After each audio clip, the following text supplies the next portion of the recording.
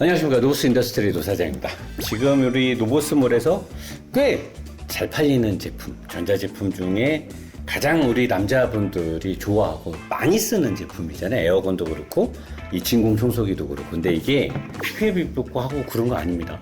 진짜 순수하게 좋은 제품 제가 선전하는 거. 물론 노보스몰에서 판매하기 때문에 저희가 판매 수익이 있긴 하지만 돈을 받고 뭐 거짓으로 홍보하고 이런 게 아니라 진짜 제가 이거 보면 먼지 쌓이는 거 보세요. 제가 수시로 쓰는 제품인데 얘는 크기 대비 일단 모터가 좋고 항공용 무슨 모터라고 하잖아요. 그리고 이 쓰레기를 비우기 되게 편하고 헤파 페이터 들어가고 그 쓰레기 비우는 게 되게 편해요. 이렇게 딱 끌러서 원터치로 그냥 얘만 빼면 끝나거든요. 쓰레기를 비우는 것도 되게 편하게 돼 있고 그리고 사용할 때도 버튼으로 하고 일반 핸드폰 충전은 물론 대부분의 제품이 다 이런데 제가 다른 많은 제품을 다 써보지를 않아서 그 제품보다 이게 무조건 좋아요라고 말할 수는 없어요. 근데 얘가 만약에 아쉽거나 모자랐더라면 제가 이렇게 계속해서 팔지도 않고 다른 제품을 쓰고 있겠죠. 근데 얘를 써보면 정말 크기 대비 효율도 저는 이걸로 사무실 청소를 하거든요. 제 방을 늘 책 쌓이고 뭐 청소하는데 지금 노즐이라든가 부수 이 기타 장비들도 다양하게 준비되어 있고 이번에 또 베이지 색깔도 추가가 됐어요. 그리고 가장 중요한 건 전 세계적으로나 우리나라가 경기 침체로 인해서 경기가 어렵다 보니 사람들이 이제 제값을 주고는 물건을 잘 안 살라 그래요. 그래서 이번에 또 여러분들이 가볍게 접근할 수 있게끔 가격 할인을 큼지막하게 들어갑니다. 그러니까 저희 노보스몰에 와서 구매하시면 되고 이 에어건은 이건 진짜 말할 게 없는 게 지금 보면 막 이렇게 커가지고 막 세차할 때 뭐 차 옆에도 하는데 다 필요 없더라고요. 제가 다 해봤는데 세차장에 있는 에어건이나 타월로 닦는 게 맞고 이 조그만 것들은 아무리 커도 사실 그 과대광 거나 다름없는데 얘가 정말 필요한 건 뭐냐 놀러 다닐 때나 뭐 할 때나 집에서 여러분들 드라이로 머리 말리죠. 드라이에 뜨거운 바람을 계속해서 쓰는 건 머리가 손상되고 좋지 않다는 건 여러분도 아실 거고 저는 사실 집에서 조금 좋은 드라이기랑 좀 안 좋은 드라이기 두 개를 같이 써요. 그래서 하나는 미지근한 바람, 하나는 찬바람으로 하면 뜨겁지 않아도 머리를 금방 말리고 바람의 풍량으로 머리를 말리는 게 훨씬 두피에도 좋고 이 모발에도 좋거든요. 저는 그걸 쓰는데 이 두 개를 쓰려면 두 개를 같이 꽂아야 되고 또 드라이기 두 대를 놓는 공간도 협소하잖아요. 얘 있으면 끝장납니다. 그냥 얘 찬바람이잖아요 어차피. 그리고 바람이 집중적으로 나니까 얘를 살짝 위에다 쏘고 드라이를 이렇게 하잖아요. 기가 막힙니다. 이거 써보세요.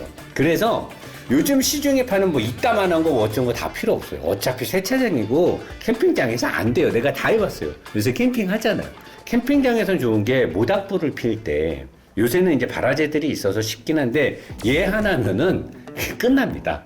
캠프파이어 같은 거 할 때 얘 하나면 끝나고 더울 때도 약한 바람으로 꽤 괜찮고 땀나고 했을 때 이런데 이렇게 뭐 특히 뭐 겨드랑이나 뭐 이런데 발 같은 데 할 때도 되게 좋고 해서 얘는 생활용품으로 접근하시면 돼요. 그리고 컴퓨터라든가 이런 것들 먼지 제거할 때도 얘는 꽤 바람이 셉니다. 옛날 거랑 다르잖아요.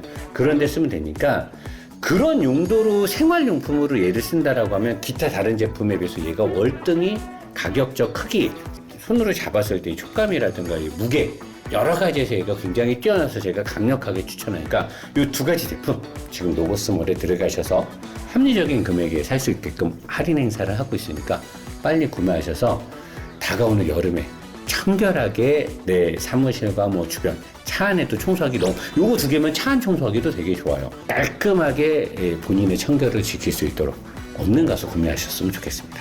플러스 하겠습니다.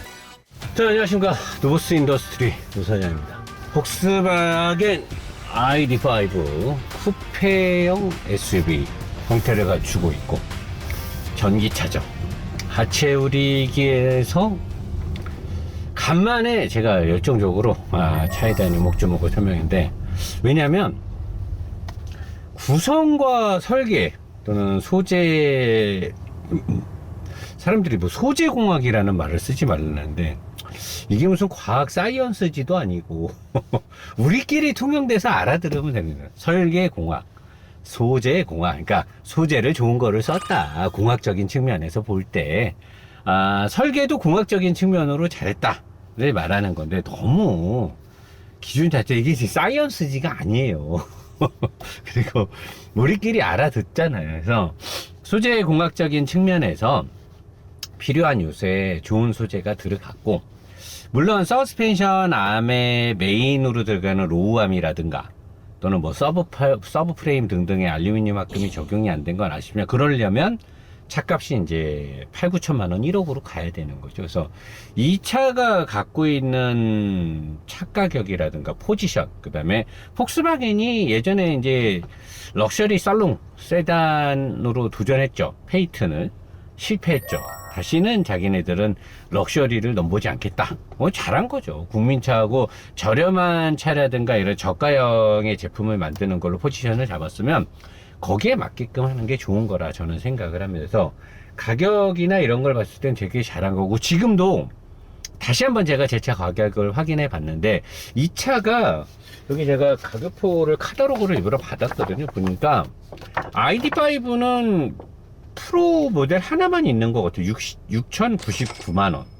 근데 얘가 뭐 딜러십에 따라서 할인율이 다르겠지만 대략적으로 보면 뭐 1,000 얼마 할인에 그 다음에 보조금 받고 지자체 뭐 이렇게 받고 하면은 4천 중반의 가격을 왔다 갔다 해서 구매를 하는 것 같더라고요. 그러면 아이오닉5 롱레인지 후륜보다도 좋아요. 근데 실내는 아이오닉5의 롱레인지가 더 좋다라고 저는 생각을 해요. 옵션이라든가 사용 편의성이.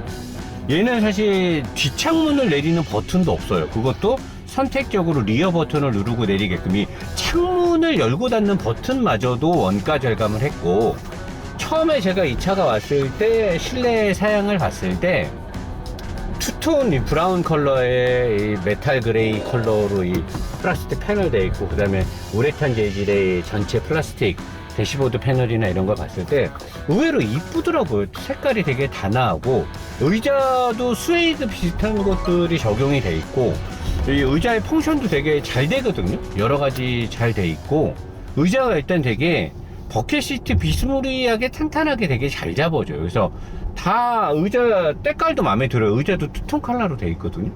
다 좋은데 자세히 운전하면서 계속 보니까 싼마이가 여기, 특히나 이 부분은 진짜 싼마이. 우리나라의 포터나 봉고, 기아 봉고만도 걔네들에 비해도 부족할 정도로 싼마이가 좀 보이고 하는데, 수납이라든가 컵홀더라든가 여러 가지 측면, 사실 이 기어 레버라든가 이 깜빡이라든가 레인 스위치도 굉장히 싼마이로 돼 있는데, 그럼에도 불구하고 옵션질로 차값을 높게 받는 브랜드랑 다르게 기본기가 되게 탄탄하게 돼 있고, 가격 대비 대용량 80kWh가 넘는 80인가 84짜리가 들어가 있고, 하체 구성도 굉장히 튼튼하게 잘 돼 있고, 일단 주행을 해보면 느낌이 되게 좋거든요. 그 다음에 위에도 시원하게, 물론 썬루프가 열리진 않지만 시원하게 유리창으로 다 돼 있어가지고 여러 가지 측면에서 되게 좋단 말이에요. 그러니까 아무리 봐도 이게 사실 좀 유치하죠. 얘네 이 펑션 움직이는 것들 보면 좀 유치하긴 합니다. 유치하긴 한데, 그래도 나는 되게 좀 여러 가지 측면에서 마음에 들고요. 왜냐면 이게 중요하지 않거든, 차를 탈 때는. 스티어링은 마음에 들어요. 여기 있는 버튼들이 뭐 조작 편의성이 뛰어나거나 직관적으로 잘 되진 않아요. 다 터치형으로 돼 있어서 좋진 않지만, 그래도 스티어링의 모양이나 이 텔레스코핑이나 딜팅도 되게 잘 되고, 계기판은 차라리 테슬라처럼 아예 없는 게 낫지 않을까 싶을 정도로 굉장히 심플하고 싸구려 모니터 같긴 한데, 그래도 필요한 게 다 나와요. 필요한 게 다 나오니까 속도나 배터리의 잔량이나 이런 것들 너무 좋고, 오디오는 뭐 차값이 있으니까 싸고요. 그래서 여러 가지 측면에서 봤을 때 이 가격이면, 이게 사실 6천만 원이 넘으면 사실 쉽지 않을 겁니다. 이거를 가격으로 이 차를 평가하기에는. 근데 할인을 유독 다른 차들은 이렇게 안 하는데 이 정도를 한다라고 하면, 얘는 정말 작정하구나. 그 테슬라가 가격 조정이라든가 차의 품질과 업그레이드가 너무나 잘 돼 있고, 주행성도 끝장나고, 고급형 프리미엄의 전기차에서는 BMW가 굉장히 포지션을 잘 잡고 있거든요. 고급지고 잘 달리고 하니까. 그렇게 따지면 진짜 현대 기아 자동차가, 요새 내가 현대 기아 자동차가 전기차의 베리에이션 구성이나 옵션 패키지 등을 되게 잘 구성했다라고 제가 칭찬을 하는데, 현대 기아 자동차가 이 차종의 다양성, 옵션의 구성, 가격대로 이렇게 포지션을 잘 해놓은 건 잘했는데, 주행 능력이 내가 과거에 EV6, 뭐 EV9, 아이오닉 5 이런 걸 해보고 나머지는 안 해봤잖아요. 지금 현대 기아 자동차도 주행 성능이 얼마나 업그레이드가 됐는지 모르겠는데, 주행성이라든가 하체 구성 같은 것들이 업그레이드가 안 돼 있으면 앞으로 나오는 이 외국 다른 브랜드들의 전기차들하고 승부 걸기가 쉽지 않을 겁니다. 이 유럽 브랜드들, 특히나 미국도 그렇고 전기차에 대한 이 변화, 기술 적용이 나는 굉장히 빠르게, 그러니까 모양이나 뭐 소프트웨어적인 거는 이미 한계에 다다라서 뭐 크게 변화가 없지만, 자율주행이나 이런 것들 어차피 테슬라의 패키지를 또 사서 써야 되는 그런 상황이 될 수도 있잖아요. 근데 하드웨어적인 거라든가 주행 느낌이라든가 주행 성능이 엄청 좋아지고 있거든요. 일반적으로 내연기관들을 만들던 제조회사들이 전기차로 처음에 넘어가는 시점에 되게 갈팡질팡하고 뭔가 이렇게 포인트를 잘 못 잡아서, 그럴만 하죠. 왜냐면 내연기관하고 워낙 다르고 또 배터리의 가격이라든가 전체 차량 판매 금액이라든가 뭐 여러 가지 문제점들이 있지 않았습니까? 근데 시간이 지나면서 이들은 이런 것들을 빠르게 기술적으로 또 성능과 주행 질감을 굉장히 빠르게 안정화를 갖고 있다라는 느낌이 들고, 현대기아 자동차는 저는 사실 아직까지는 배터리의 원활한 공급과 단가 부분이 아직까지는 유리한 현대기아 자동차 입장은 아닌 듯 저는 예상이 되고 있고, 뭐 내부적인 사항을 아직 모르니까 저는. 그리고 옵션 패키지라든가 차량의 어떤 구성 라인업은 굉장히 잘하고 있다고 봐요. 저는 굉장히 그건 잘하고 있다라고 보는데, 하체 구성이나 감속기, 모터, 그 다음에 주행 질감, 성능, 이런 것들에서는 뭐 내가 지금 마지막으로 현대기아차 리뷰한 지 한 1년 반 정도 된 것 같은데, 그 이후로 어떤 발전과 업그레이드가 있었는지 모르겠는데, 유럽 애들처럼 또는 미국 차처럼 이런 하드웨어적인 발전이 없다라고 하면 사실 나중에는 소비자들한테 평가를 냉혹하게 받게 될 겁니다. 지금 이 차는 하체에 스틸이 많음에도 불구하고 이렇게 안 좋은 데를 이렇게 달릴 때 보면 댐퍼와 스프링 세팅이 엄청 잘 돼 있어요. 굉장히 고급지고, 물론 앞쪽에 스틸에서 느껴지는 좀 탱탱거림이 오기는 합니다. 근데 전반적으로 너클암과 댐퍼, 그 다음에 스프링, 그리고 댐퍼 마운트에 알루미늄 합금들이 들어간 것들이 굉장히 이런데 잔디, 이런데 이런데 지나갈 때 굉장히 제어를 잘해요. 그리고 차가 절대 허둥지둥 되는 게 없습니다.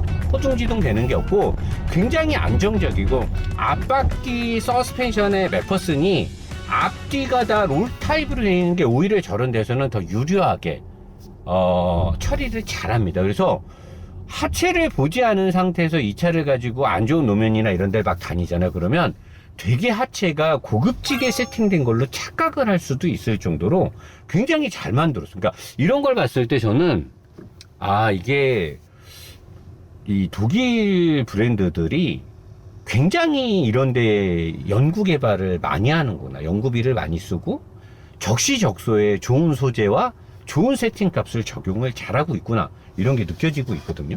그리고 또 하나는, 제가 어제 이 차를 타고 갈 때도 진짜 컨닝 없이 느낌적으로 감속기가 뭔가 좋아진 것 같다라는 느낌을 들었어요. 왜냐면 모터를 통해서 감속기를 타고 주행이 이제 바퀴 뒤쪽에 양쪽 바퀴로 힘이 나가는데, 뭔가 이 주행 질감이 과거에는 전기차에서 느껴지는 특유의 그 느낌이 있어요. 근데 얘는 그런 게 없고 되게 뭔가 부드럽고 자연스럽다라는 느낌이 들어요. 그리고 이렇게 코너를 돌았을 때도 롤링이 막 심하게 있지도 않고, 그러니까 허둥지둥되고 이런 건 없어요. 전반적으로 전체적인 주행 점수가 되게 높아요. 그러니까 이제 한계점에 가거나 어떤 특이사항, 뭐 좀 어려운 상황, 급커브를 돌거나 급격하게 차선 변경을 하거나 칼질을 하거나 급브레이크를 세게 때릴 때는, 그때는 뭐 아쉬운 점들이 나오죠. 근데 대부분의 상황에서는 굉장히 차가 높아요. 수준이 되게 높아요, 몰아보면. 그리고 여기서 쭉 이제 가속을 하면 쭉 속도가 올라가면서 뭐 폭발적인 힘이 나오진 않죠. 싱글 모터에 뻔한 출력이니까. 근데 모터와 감속기가 쫙 밀어내는 느낌은 그 점프, 착지, 출렁거림이 그렇게 심하지 않고, 특히나 앞뒤에 이 피칭을 제어하는 능력이 되게 좋고요. 이런 데서 이제 차선 변속 싹 들어가고, 싹 들어갔을 때 이때는 뒷바퀴가 살짝 훈이 앞에를 충분하게 어시스트를 못 해준다는 느낌도 들고, 앞바퀴도 제가 하체 오리기 할 때 얘기했잖아요. 이렇게 뭔가 이렇게 흔들리는 게 있는데, 그건 어쩔 수가 없어요. 앞바퀴의 구조가 딱 들고 딱 하면 앞바퀴가 득 하면서 ABS가 걸리는데, 요런 부분은 좀 부족한 건 어쩔 수 없죠. 구조나 가격이. 근데 그렇게 세게 하지 않는다라고 하면 결코 이 차를 타면서 뭔가가 부족하다는 걸 느끼기가 쉽지 않습니다. 굉장히 좋고, 그리고 생각보다 위쪽으로 지나가는 바람, 아래쪽으로 지나가는 바람, 그 다음에 타이어의 어떤 구름 저항에서 생기는 타이어 소음, 이런 것들이 이렇게 안 심합니다. 그래서 지금 속도가 만약에 140, 150 이렇게 넘어가도 크게 시끄럽지 않고, 이렇게 브레이크는 뭐 사실 그렇게 잘 듣는 것 같지 않죠. 그리고 앞바퀴 쪽에 편중되는 브레이크 양이 꽤 높아요. 다른 차들은 브레이크를 때리면은 뒷바퀴를 세게 잡아주면서 뒤에도 같이 눌러주니까 전체적으로 땅바닥으로 붙으면서 브레이크를 잡는다는 게 느껴지는데, 얘는 앞쪽으로 왜냐하면 뒤에가 그렇게 세게 잡는다는 느낌이 안 들어요. 근데 뭐 브레이크, 예전에 이 차 처음 나왔을 때 말도 안 되는 우기는 리뷰어 있잖아요. 도요다가 망한다고 했던, 뭐 내가 알기로는 그분으로 생각하는데, 그분이 드럼 브레이크는 뭐 브레이크가 안 듣는다 그러는데, 브레이크가 안 들으면 이 중량의 전기차에 이 브레이크를 적용하겠습니까? 안 듣는 브레이크는 그건 말도 안 되는 거고, 브레이크는 듣는데, 제가 최근에 리뷰하면서 칭찬했던 그런 전기차들에 비해서, 근데 캐딜락 리딕인가? 걔도 뭐 브레이크가 그렇게 잘 듣지는 않았었어요. 부드럽게 듣는 편이라서 그런 거에 비추어 봤을 때는 브레이크를 안 듣는다, 부족하다 말할 수는 없고, 어쨌든 앞바퀴는 그래도 브레이크가 어느 정도 듣는 편인데, 앞쪽으로의 편중이 심하다 보니까, 더군다나 얘는 앞에 동력이 없기 때문에 앞바퀴는 조향만 하잖아요. 그러다 보니까 앞쪽에 무게 편중이 심하게 쏠리면서 내가 만약에 회피까지 해야 된다 그러면은 사실 쉽지 않죠. 그러니까 그런 부분은 감안하고 차를 타면 될 것 같고요. 자, 그리고 이제 좀 달리면서 느껴지는 거에서는 얘가 이제 막 100몇 킬로로 막 쏘거나 그러지 않고, 일반적으로 우리나라의 도로 환경에 맞는 속도를 준수하면서 차선 변경 들어가고 뭐 이렇게 하잖아요. 그러면 굉장히 만족도가 높아요. 그러니까 이게 얘네들이 이 포지션을 기가 막히게 나는 잘 세팅했다고 봐요. 2차급을 사는 사람들이 이 차를 사면서 막 쏘려고 사는 것도 아닐 것이고, 가격도 저렴하고 하니까 옵션이라든가 보여지는 품질이 좀 낮아도 크게 불평불만을 갖지 않을 것이고, 내연기관의 일반적인 고출력이나 뭐 아주 비싼 차를 타다가 넘어오지 않는 이상은, 일반적인 내연기관을 타다 이 차로 딱 넘어왔다, 저는 만족도가 굉장히 높을 것으로 봐요. 얘는 이 아스팔트를 타고 가면서 이렇게 요철 구간이라든가 아스팔트가 끊기고 이렇게 연결되는 부분, 뭐 툭툭 치는 부분, 이런 데를 갈 때 보면 굉장히 승차감을 비싼 차라고 느끼게 될 거예요. 그리고 뒷바퀴 서스펜션이 웬만한 상황에서는 이렇게 흔들리거나 허둥지둥 되지를 않아요. 그리고 앞도 이렇게 세게 넘어가지 않는 이상은 앞바퀴 서스펜션에 볼 타입이 들어간 맥퍼슨이 웅웅 우는 이런 느낌을 웬만한 사람은 못 느낄 겁니다. 자, 그리고 좋은 게 감속기랑 뒷바퀴의 회생제동이 되게 세팅이 되게 잘 됐다라고 느껴진 게, 얘가 내가 볼 때는 모터도 바뀐 것 같거든요. 근데 모터가 바뀌었는 거는 저는 잘 모르겠는데, 출발을 해서 쭉 갈 때도, 그러니까 제가 BMW 전기차를 왜 칭찬해요? 모터랑 감속기를 칭찬해. 물론 하체도 칭찬하지만 걔네가 주행을 할 때 그 특유의 주행질감이 있거든요. 전기차도 모터가 도는 게 주행질감이 어딨어요 그러는데, 모터도 엔진 못지않게 회전 질감이 있어요. 모터가 돌 때 하체 우리기에서 봤지만 모터랑 감속기도 마운트로 잡고 있고, 모터가 돌 때 모터에서 윙 하는 모터의 잔진동이나 모터가 힘이 세게 나오기 때문에 특유의 그 진동 펄스가 있어요. 그리고 감속기도 마찬가지로 엄청난 진동과 회전에 대한 저항값이 생기기 때문에 거기서 주행 질감이 나와요. 분명하게 나오고, 예전에 내가 현대기아 자동차들의 서스펜션에 물렁한 그 현대기아는 부드러운 세팅, 우리나라 사람들이 좋아하는 그 부드러운 세팅, 또는 저는 지적하는 게 그거죠. 그게 뭐 저의 지적이 100% 맞다라고 볼 수는 없는데, 제가 느끼는 리뷰 환경에서는 서스펜션의 구조가 고중량을 제어하기에는 구조적으로 좀 부족한 게 아니냐라고 저는 보는데, 그런 것들과 모터가 힘을 발산할 때, 감속기를 타고 바퀴로 전달될 때 특유의 그 소음과 진동이 있는데, 그런 것들에서 저는 멀미를 느꼈거든요. 그리고 많은 분들이 현대기아 자동차의 전기차 택시를 탔을 때 꿀렁거림이나 멀미가 있다라고 말하는 걸 봤을 때는 내가 억지 주장을 하지는 않는 것 같거든요. 그래서 그런 부분으로 주행 질감이라든가 이런 걸 제가 지적하는데, 얘는 초창기 내가 ID4를 리뷰할 때는 모터와 감속기가, 그때는 나도 약간 플라시보가 있었어요. 기사에서 저렴한 제품이 들어갔고 곧 뭐 어떤 아닌가 뭐 어디서 되는 뭐 좋은 제품으로 바뀐다라는 기사가 있었기 때문에, 그때는 내가 또 리뷰의 실력이 지금보다는 많이 부족할 때였잖아요. 그러다 보니까 그런 어떤 기사의 내용이나 정보의 내용에 약간 좀 기대서 리뷰를 진행한 면도 없지 않아 있었죠.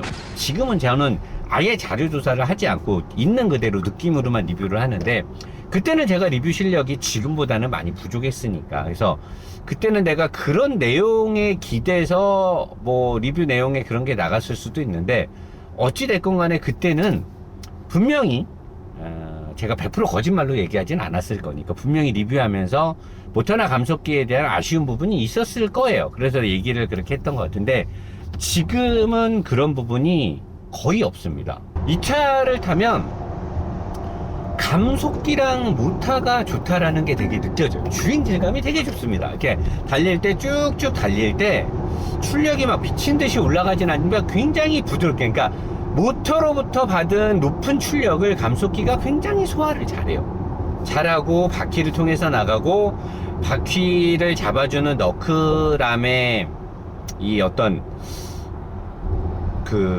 밀도? 비중을 되게 잘 처리한 것 같아요. 그리고 댐퍼라든가 서브 프레임의 하드 포인트라든가 이런 것들을 잘해서 주행 질감이 일단 엄청 좋아요. 주행 질감이 되게 좋고, 나는 계속해서 4,500에 4,300에 이 차를 살 수 있다고? 보조금을 받고 할인을 받고, 물론 할인율이 다르기 때문에 4,500이 넘어가는 경우도 있겠지만, 어찌됐든 간에 5천만원 미만에 이 정도 급의 크기와 디자인과 폭스바겐의 브랜드를 갖고 있는 이 정도 성능의 이 정도 배터리의 전기차를 살 수 있다고? 나는 되게 땡기는 거죠. 뭐 인테리어가 조금 싼 마이고, 화면이 뭐 모니터가 뭐 별로고 뭐 어쩌고 저쩌고, 노세단 그 차는 후륜 구동일 뿐인데 그런 거 치고는 배터리가 그렇게 전비가 좋다라고 말할 수 없지 않아요? 아니에요. 일반적으로 100km 미만에서 일반적인 시내 주행과 일반적인 간선도로 주행을 하게 되면 주행거리 굉장히 잘 나옵니다. 그리고 내가 어제 엄청 쌌거든요. 아침에 올 때도 조금 쌌는데 130km가 넘어가는, 그게 이제 일반적인 고급 고성능의 감속기를 쓰지 않는 전기차들은 130km가 넘어서 170, 180까지의 사이에서 감속기가 작동하는 저항값이 굉장히 큰 것 같아요. 그러다 보니까 모터의 힘을 더 많이 요구하게 되고, 모터의 힘을 더 많이 하게 하려면 전력 소비가 많아야 되겠죠. 그래서 일반적인 전기차들이 130이 넘어서 140, 150, 160으로 막 쏠 때 전비가 급격하게 떨어지거든요. 얘도 그때 전비가 많이 떨어집니다. 근데 어찌됐건 간에 후륜의 싱글 모터만 있고, 뭐 에어로다이나믹도 잘 돼 있는 것 같거든요. 바람소리 그렇게 심하게 안 나는 거 보면, 그런 걸 봤을 때 일반적인 주행에서는 전비가 굉장히 잘 나왔어요. 그리고 내가 미니의 에이스맨을 리뷰할 때 나는 작은 전기차들은 전륜인 게 좋다. 마찬가지로 얘도 차라리 전륜이었으면, 얘는 뭐 고성능을 표방하는 차가 아니니까, 고성능을 표방하고 고성능의 이 목표값이 있고 지향을 한다라고 하면 후륜 베이스로 세팅하는 게 맞습니다. 거기에 사륜까지 들어가면 더 안전할 텐데 무게라든가 가격이라든가 전비에 나쁜 점이 있겠죠. 근데 고성능을 지향하지 않는다라고 하면 나는 전륜 베이스의 전기차가 좋다라고 보거든요. 겨울철에도 그렇고 일반적인 상황에서 대응값이 좋으니까. 근데 또 전륜 베이스의 전기차들은 앞바퀴의 드라이브 샤프트나 이런 형상 때문에 최소 회전 반경이 앞바퀴를 많이 꺾을 수가 없으니까 최소 회전 반경에서 불리한 점이 분명히 있거든요. 근데 얘는 전륜이 아니기 때문에 앞쪽이 좀 가볍다라든가 차선 변경을 할 때라든가 또 급브레이크를 밟을 때든가 이런 데서는 이게 앞바퀴 쪽에 구동축이 없으니까 조금 안 좋다라는 게 있는데, 격하게 몰거나 그런 상황이 아니고 이렇게 쭉쭉 출퇴근 거리가 있고 장거리를 많이 다니고 이렇게 혼자서 뭐 캠핑도 다니고 이러면 오히려 후륜이 낫죠, 주행 질감에서는.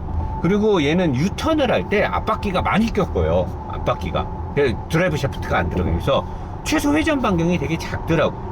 그런 부분이 일단 되게 좋았고, 이렇게 주행을 할 때 앞쪽에 구동축이 없어서 좀 헐거움이 있어서 좀 헐렁헐렁한 거 있지 않은데, 웬만한 상황에서는 헐렁함이 현재 느껴지지 않습니다. 느껴지지 않고 쭉 가고, 일반적인 상황에서 브레이크를 쭉 밟으면 앞쪽으로 푹 주저앉는 느낌이 있기는 한데, 내가 하체우리기 할 때는 앞에를 박을까봐 불안하다 그랬더니 그 정도로 브레이크가 안 듣진 않더라고요. 앞바퀴가 디스크도 좀 크고 캘리퍼도 생각보다 좀 크게 들어가 있어서 그 정도로 불안하진 않는데, 다른 전기차들에 비해서 유난히 브레이크를 밟을 때 앞에가 푹 주저앉는 게 좀 심해요. 그런 부분은 좀 아쉽기는 한데, 급브레이크를 세게 밟는 상황이 아니라고 하면 그런 아쉬움은 없을 것 같고, 그냥 제가 봤을 때는 이 가격에 이 정도의 주행 성능을 내주면서 괜찮은 모터와 괜찮은 감속기, 괜찮은 하체, 이 정도의 성능을 내주는 배터리, 그리고 배터리를 관리하는 배터리 매니지먼트 시스템 등등을 봤을 때는 나는 이거는 우리나라 현대 기아 자동차의 전기차의 판매 전선에 굉장히 큰 태클을 줄 수 있는 모델이라고 생각을 합니다.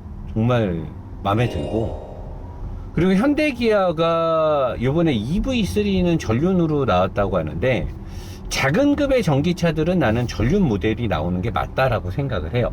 그리고 이제 고성능을 지향할 수 있는 거는 후륜이거나 사륜을 선택하게 돼 있는데, 후륜 베이스의 일반적인 저렴한 모델이 주행 질감이라든가 스타일이나 브랜드빨에서 폭스바겐의 ID5를 이기기에는 나는 쉽지 않아 보입니다. 특히나 가격에서 현대도 이마만큼 할인을 해서 판매할 자신이 있는지는 모르겠는데, 저는 정말 깜짝 놀랐습니다. 너무나 마음에 들고, 와인딩을 띄지 않은 건 제가 어제 좀 타봤을 때 와인딩에서 이 차가 잘 갈 확률은 굉장히 드물어요. 굉장히 허둥지둥할 확률이 되게 높고, 그런 차도 아니고 타이어도 그런 타이어도 아니고, 그래서 일부러 와인딩은 안 간 거고, 뭐 막 쏘면서 밤에 뭐 고속주행하고 뭐 그거 해주지 그러셨어요. 근데 이 차를 구매하려는 예비 소비자들이나 많은 분들의 모니터링에서는 그런 장면이 결코 좋은 평가를 받지 못할 것 같아서 카메라를 끄고 달렸습니다. 끄고 나 혼자 시컷 느껴보고 그 느낌을 가지고 지금 리뷰를 말하는 거고, 전체적으로 지금 69% 남았는데 361km를 갈 수 있대요. 70%로. 그러면은 57에 35, 평균적으로 10%로 50km 이상을 간다라는 거예요. 계기판상에서도 지가 트립으로 계산했을 때. 그럼 내가 지금까지 타면서 한 것도 맞는 것 같고, 어제 밤에는 더 많이 쐈는데 많이 쏘니까 10%로 40km 정도 간다고 보면 될 것 같더라고요. 10%로 40km 정도 가는 거, 어제 내가 갈 때 엄청 쏘고 갔거든요. 요 폭스바겐 우리 관계자분들 다시 한번 명함 올려드리면서 요런 차를 새 차로 리뷰할 수 있게끔 이렇게 협찬해 주셔서 정말 감사하고요. 이 차는 뭐 주임님이나 점장님께서 중요한 차다, 폭스바겐은 되게 중요한 차다인데, 제가 알기로는 얘네들이 ID4인가? 뭐 이 차도 마찬가지인데 전기장치 이슈가 좀 있었던 걸로 알고 있어요. 제가 아는 분들이 하다가 이 모니터가 자꾸 꺼져갖고 뭐 수리를 받았다는 분들이 한 2명 있던 걸로 봐서는, 그런 부분들이 빨리 잘 해결이 되고 하면 저는 언제까지 할인을 할지 모르겠는데 정말 좋은 것 같습니다. 협찬 너무 감사하고, 아마도 이 리뷰를 보고 정말 뭐 전기차 요 4천만 원대의 전기차를 구매하려고 생각했던 분들한테는 굉장히 좋은 정보가 될 거라 생각하고, 저도 꽤 많이 모양이 일단 너무 마음에 들더라고요. 다음 차 리뷰는 뭔지 갑자기 기억이 안 나요. 아무튼 여러분들 이 차 가까운 폭스바겐 전략, 특히나 요 우리 협찬을 해주신 이쪽으로 문의를 해주시면 좋겠고, 전화해서 시운전을 반드시 해보시고, 스타일이나 하체 쪽은 제가 보는 부분이 맞을 겁니다. 잘 만들어졌고 고기도 되게 좋으니까 잘 심사숙고해서 좋은 차 구매하셨으면 좋겠고, 로보스 인더스트리와 로보스 게러지도 다음 차 리뷰를 해서 풀악셀 하도록 하겠습니다. 감사합니다.